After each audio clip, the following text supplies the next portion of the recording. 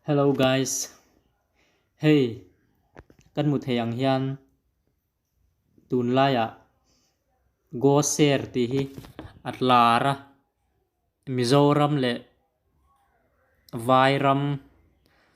international a hian atlar em a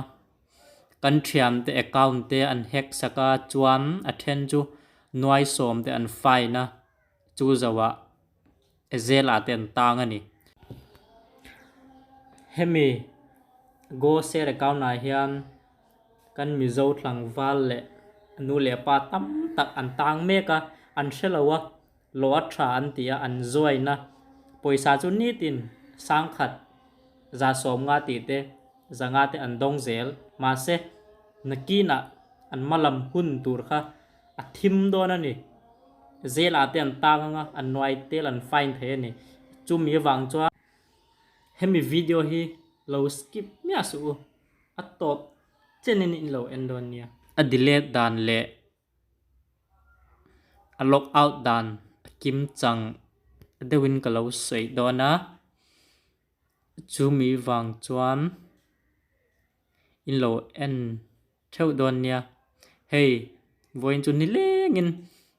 message lo kala go share a log out down a delete dan amin lo shil ro ka lo tilak lo to sia an tia an buai to ni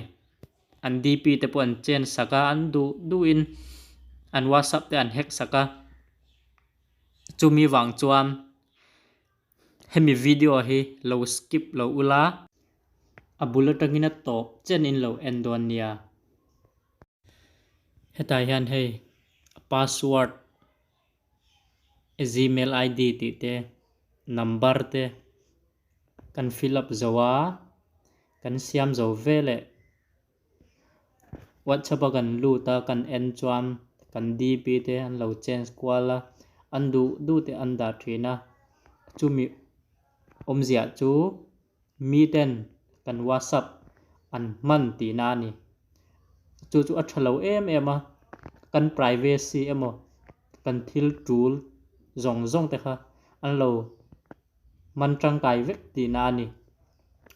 ti hian hei a lo in zia ka engamani a lo in zia thina a delete dan step kan lo shilanga hei tuna whatsapp kan lu tanga kan lu zo vele hei 3 dot allow in ti hi kan click anga kan click zo vele link device kan click le anga link device noya chia hanai Microsoft Excel window ti in zia hi kan log out turani hemi hi kan log out lo chuan kan account hi mi ten kan log out mas zong chu an mang dona kan privacy te kan thil poi mo zong te kha an lo mu zung dona chuan mi te an bum thina ni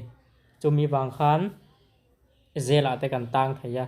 poisa te kan fine thaya ni kan log out anga chuan